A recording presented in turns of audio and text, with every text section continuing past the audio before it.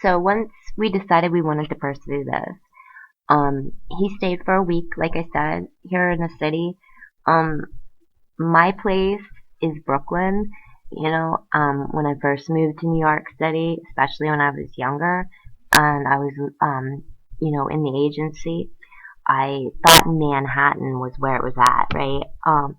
But that's not the case anymore. I found my love in Brooklyn because it speaks more to me. It's artistically more pleasing. I love street art. I love the grimy feel of the city against like the fashion. It's just I love it. Like, one of my favorite aesthetics is like one of the things that I done recently is I photographed a professional dancer who specialized in ballet in a warehouse that was about to be torn down, and just the gritty aesthetic against the beauty of her. It's just my thing. So I've always, once I moved to Manhattan and I was old enough to like really make my own decisions for myself and lease the place that I wanted to lease, and had time to walk the streets and really get to know the history, Brooklyn was where I felt most at home because I'm more about the people. I'm not into the pretentious, like, let's go to a charity event and it's going to cost $2 million because we're going to be popping champagne all night, while we're raising money for children that can't eat. It's like, I know I have to attend those things and I get it. Like, that's my thing I have to do as a person, but inside of me, there is this person that is saying, this is so ridiculous and pretentious, and as weird as my circumstances are and the lifestyle that I have found myself in now, like, there's nothing about it that pleases me. And my boyfriend is the same way, although it's weird to watch him be that way because he never had to work for anything in his life. Not to say that he didn't, because he did. He's never been the type of person that's like, yeah, I am who I am, so give it to me. But he's just the type of person who is like, yeah, I get where I came from. Yeah, I get my role in life. I understand the game I'm supposed to be playing, but that doesn't mean that I like it. And it doesn't mean I really, deep down in my soul, belong to it. So, we connected in that sense. I like people. I used to spend time, photographing, lots, of course I got the permission. I didn't just go up and just start snapping people. But I loved, like, going to, like, the Marcy houses in Brooklyn and meeting people that were in, family homeless shelters that just, like, had children, and it was so sad because the deplorable conditions that they were in, and I wanted to help every single person that I came across. It was just, that was my goal in life, and I used to photograph it, for certain gallery openings that I would introduce my work. This is the real stuff of the world. Okay, yes, fashion, it's beautiful, and I get that, and I've been working in it for years, and I love it. But there's another side of me that was just really wanting to spend time and get passionate into the lifestyle photography of New York City, and not the glamorous side, but the real side of what people are going through right now, because it just so happens that it's probably one of the worst times here in New York City for the middle class and the poor. The homeless rate is at its highest that it's been since the 70s, before Bloomberg cleaned it up. That's post Bloomberg cleaned it up. Giuliani cleaned it up. I'm sorry about that. I was just thinking of Bloomberg, so I was going to say this is like the post-Bloomberg era.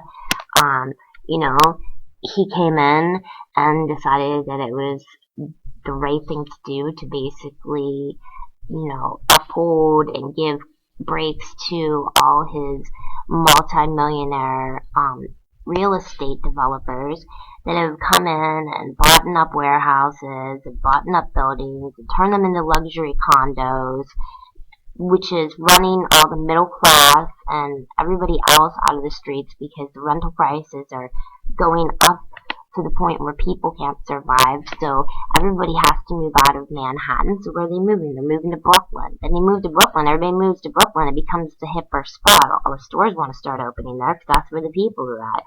So then all of a sudden the millionaire developers move into those neighborhoods, the low-class neighborhoods, that projects. They're buying up the old buildings, the crack houses that are super cheap. And then they're opening up these multi-million-dollar lots and running all those people out. It's like, okay, so then where do they gotta go? They gotta go to Queens. They gotta go to the Bronx. What happens when they move into Queens and they move into the Bronx? Are we just gonna continually push back the poor?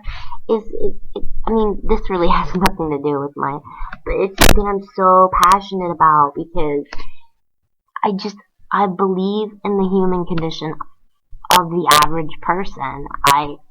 I know that I'm not an average person now. I understand that, and I know that I'm in a lifestyle that's above the average means, but that's who I champion for because those are the people that are hurting in life.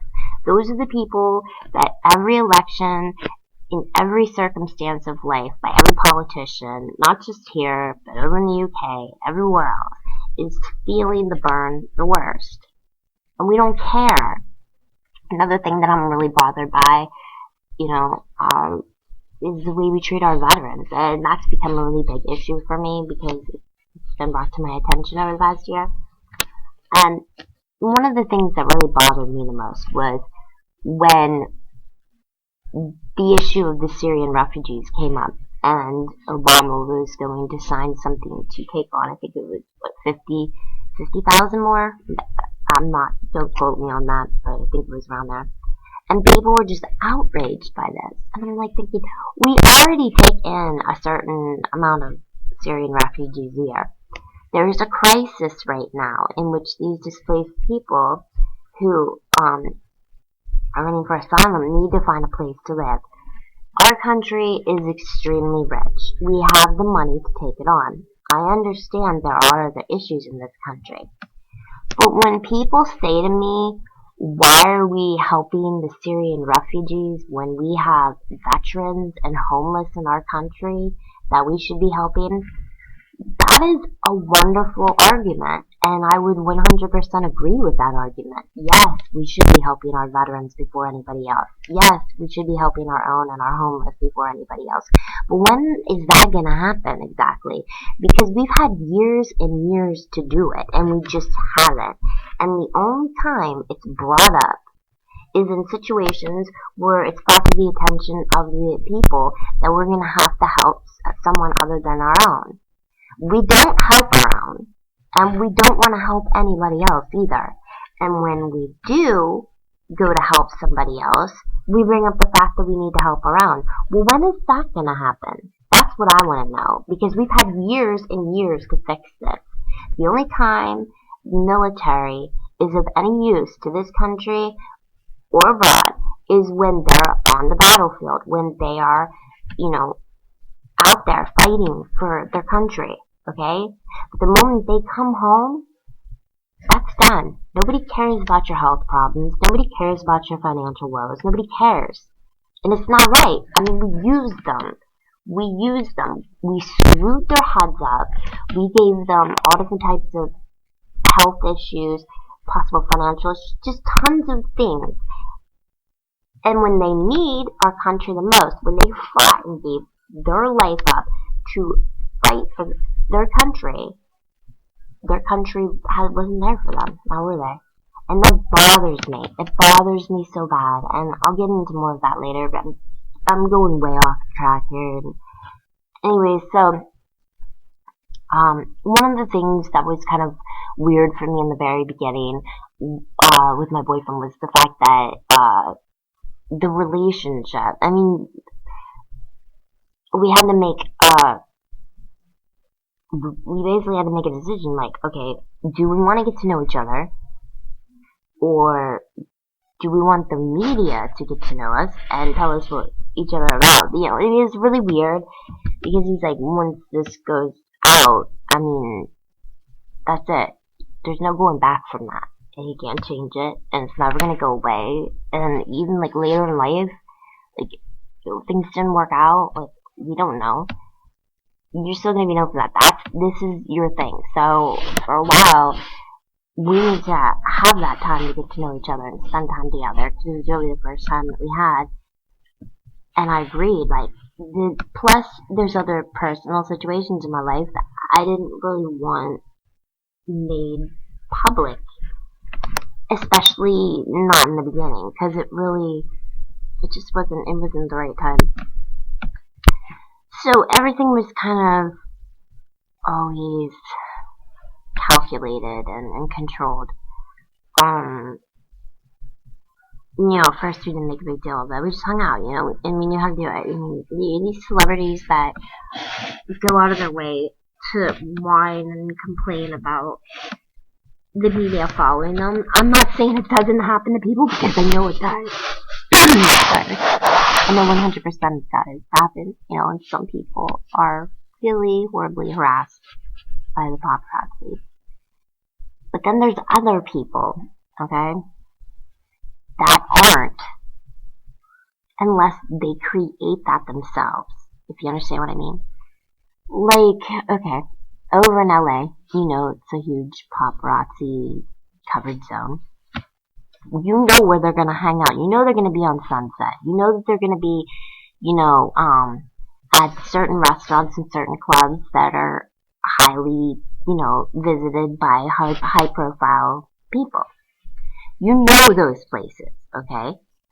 So if you're trying to spend a night away from the media, you don't want them around, and you're not trying to, create some type of controversy, or you don't want harass, don't go to those places. It's that easy. They don't know where you're going when you're going to this low-key, hole-in-the-wall bar that nobody really goes to. They don't know you're going there. And then a lot of them, they have their PR call paparazzi and be like, I'm going to be here, so make sure that you're here at this certain time, and then I'm going to act all, bothered by it and all up in arms when you guys crowd me, but really, I'm the one that called you there. And it's so fake. I laugh at that stuff, because there are people that are actually harassed by the media, and it's so horrible for them. I have friends that are, widely known, not just my boyfriend, but widely known, and it's not exactly nice. Like, people say, oh, if you just pose for the picture, they'll go away. No, they won't go away. That's opening up another door. And they are like maggots. And the one thing is that people don't realize is when you have children, it's really scary. It's really scary, because they will go to any means it's gotten to the point now where children are now the target. And I'm like, wait a minute. I thought it was about the celebrity, the person that's working in entertainment or music or, whatever. You're the one that says, oh, well, you took on that position, so you knew what it came with. Okay, well, my kid didn't. So why are you targeting my child? It should be illegal, okay? And there are people that are harassed that. Like one of my really good girlfriends, she's an A-list actress, and one of the worst things is she knows how to put her head down and walk, blocks in the city while they're following her. There's a certain number of them that are, regulars that she's not so bothered by, because, she's like, this guy's around every day, whatever. And I remember going through this myself a few times, where the regulars like, okay, I know you now, and you're kind of trying to be cool with me, and you're being sweet. When I come out, you're asking me, how I'm doing, if everything's okay. You're throwing these little personal things that are trying to uplift my day. I'm not going to be an asshole to you, but I don't really appreciate you either. So I'm just going to be indifferent to the whole situation. When you're like walking, when you're walking into Central Park to go with your friends or whatever you're doing, and like these guys are following you and they want to respond, and maybe you're having a bad day and you don't really want to talk to them, and you just have your head down. You're not being disrespectful in any way, shape, or form, but you just want to be left alone. What they do is they start yelling things at you that are very offensive. They want a reaction. They don't care how they get it. They just want it. And so they'll say stuff about you, they'll call you names, they'll say horrible things about your friends, your family, just like they'll make threats towards you.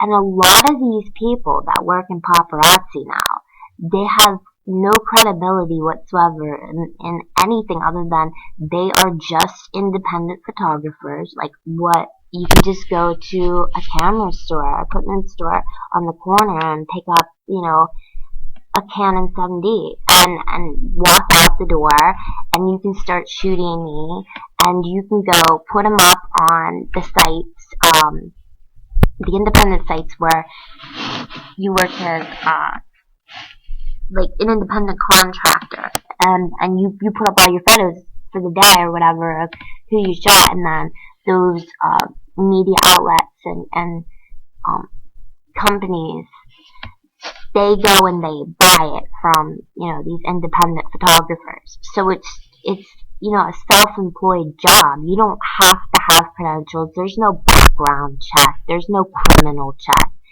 Some of these people are criminals. They've been rapists. They've been attempted murderers. These are people of all walks of life, just like anything else, but they're following you late at night. They're making threats towards you. They're calling you names. They're trying to, goad you in a situation where you react to them, and they can get that on film. And it's not cool. And there has to be reform in this country, and everywhere else for that matter, to make this stop where it's illegal to photograph children, and it's illegal to harass people to the point where, it's a mess, man. It's a mess. So our decision to stay away from that was pretty clear from the get-go. I mean, we want to be able to build a solid relationship. And if we're going to fall apart in the beginning, we want to fall apart without everybody watching it happen and criticizing it and pushing it along. And we both knew the game, and we knew that wasn't how we wanted to play it. And so, one of my favorite neighborhoods in Brooklyn is Bushwick. I love it. It's very artsy, very urban, very raw. We spent a lot of time there, at parties and a couple different spots. I almost feel like I just gave that up. Yeah, it was great, We had a lot of fun, because it was never like this thing, like, I don't know, like you would think like The Bachelor or something, like these luxury dates. No, we were just like in jeans and shirts, and we were low key. I mean, it's hard for him to be low key because he's globally known, so it's like, wow. But I think most people were just kind of like, why would he be here? So it must be somebody that looks like him. I think that was the main thing. And then, we always called him Jack, so everybody was like, oh, his name's Jack. So, we had a lot of fun. And there was this one night in particular that we kind of realized, like, something was gonna, like, we were at this place that was really pure and just good, and we were really vibing with each other. And it was really, really late at night, and I was at a friend's birthday party, and we were coming home. It was just really pretty out. And we were up on the roof, and we were hanging out, having a couple of cigarettes, and talking and stuff. And I was just like, this guy is just, he's a good guy. Really, really good guy. And everything about him are things that I am interested in and I want in a relationship. And I hadn't felt that way in a really long time about anybody, So, yeah, I mean, we moved forward. And the thing with that was, his family has a certain way about them, they expect a certain lifestyle to be upheld, and they want people to be a certain way. And we all knew from the get-go that this wasn't going to work as far as I was concerned. There was never going to come a time when his family was going to be like, yeah, she's really nice and lovely, and all these great things that we hoped for you. So, do what you need to do. No, they were gonna be like, listen, if you don't knock this off, I'm gonna mess you up. Like, I don't, it was not gonna be a pretty conversation. So, I mean, we kind of were ready for it. He was just like, I mean, I don't want to be rude when I say this, but he has this attitude. He's a good person. He's very polite. He's very well mannered. But at the same time, he is who he is. He has his own value system, which he's based off of his own experiences in life, not necessarily where he came from, but the people around him who instilled certain values and morals into his compass. And he doesn't necessarily like follow that path that they're on, but he respects it and he understands it, obviously, but that doesn't mean that that's for him as well. And so when I say he kind of doesn't give a fuck, he does give a fuck, but just his fucks given are on different levels and different interests than theirs. And another thing about him is he is more interested in the human condition. Like I said, like that's my thing. And he really is. Like he truly cares about people. There's people that go out and they do things and they do good in this world and it's fantastic. That's a beautiful thing. You should always give back. Always humble yourself because you never know when something's going to change and you're going to be the one that needs the help. And so he's always been that way. I don't know why he ended up the way he did, but he did, and I'm glad he did because he's a good guy. He just really cares about it. When he goes out and he does something, he's not doing it because it looks good for him. It's not an image thing. It's not something to boost his ego and make him feel like he's a good person. Half the things that he has done that are so brilliant are things that nobody even knows about, but people really close to him. He doesn't publicize it. He doesn't need to. I mean, because why do you need to? You don't do good to get praised from others. You do good because you want to make a difference and help them. So it's always, been about that. We continued seeing each other. We were constantly Skyping, we were constantly, email, cell phone calls. And then he would be here when he could. Which was kind of like quite often in my opinion because I really didn't think I would see him that often. But he had had like a career change and things were going on in his life and he was busy in his new career path, but at the same time, he made time for me and always made me feel like I was just as important as anything else he had going on in his life. And we were back and forth, we were definitely racking up the frequent flyer miles. Although he doesn't fly commercials, so. But, it was really great. He spent more time here, as much as he could, and a lot, most of the time it was in secret.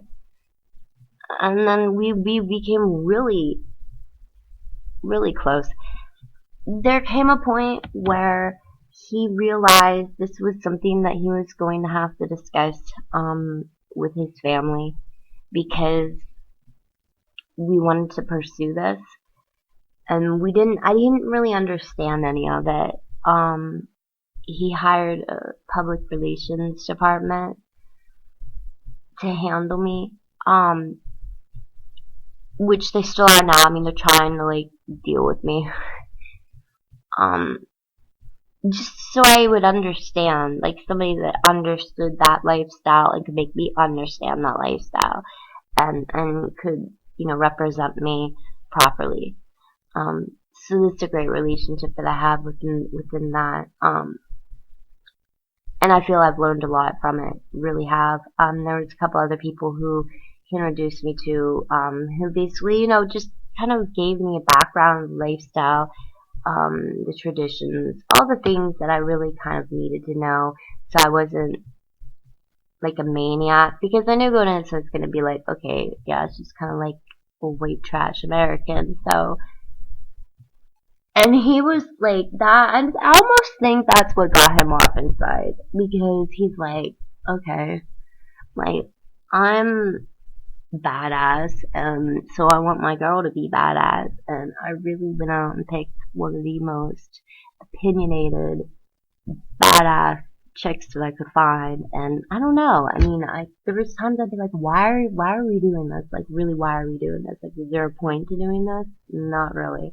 I just feel like I'm stabbing myself in the heart and slowly bleeding out, because I feel like there is nothing in this world that's going to make this work out at the end of the day. We could be stupid all we want and blind to life, but really when it comes down to it, the pressures and everything, the differences are really gonna mess us up. And he was always like, I would never let that happen. I'm not gonna let that happen. And you're not gonna let it happen either. We're not doing that. We're not doing it. I'm not gonna be unhappy for the rest of my life just because I decided that I was gonna follow the fray. I'm not doing it. I wanna be happy because I know what that's like when you're in something that just doesn't make sense. It's not what you want, and it does slowly fall apart. God forbid you have children to have to watch it. So yeah, I mean, and we kind of based everything around that. Like, even when we would kind of fall apart and feel like, what are we doing? We would always go back to that, and our love was so deep. Well, I don't know why I'm talking in like past tense. I guess I don't know, but our love is so deep that we just have always been able to be like, okay, that is what tops everything at the end of the day. We're gonna make it because that is the main focus. We love each other, and that is more important than any of this other stuff. Now, am I naive? Is he naive? I don't know. We might be. But that isn't the moral of this story. I'm just building up to what I've experienced in this situation in life. There's some very scary things I'm going to explain next, which will make you understand the reason why. I don't want to say my name, I don't want to say his name. You can speculate all you want, but I'm pretty sure you're not going to even have any idea who I'm talking about. And so I feel safe in that way, but at the same time, with that anonymity, like, it's a scary world. It's very different than anything I've ever dealt with before. And I was worried about like place settings and lifestyle changes, but I had no idea how much I was going to have to change as a person, and how much my life was going to be dissembled before my eyes and before everybody that knows me, to the point where I don't even sometimes realize who I am anymore. And parts of me, I'm still the same person, but I'm really not the same person anymore. And people might say, well, why are you in this then? And there's some days I ask myself that question. Why are you doing this to yourself? Why are you doing it to the people around you? There's other certain circumstances in my life that, are even more of a reason of why people would say, why are you doing that? But maybe I'm a selfish person. I don't know. I love him more than anything in the world. And I've allowed my life to sort of, in some ways, falter because of that, which I will explain next.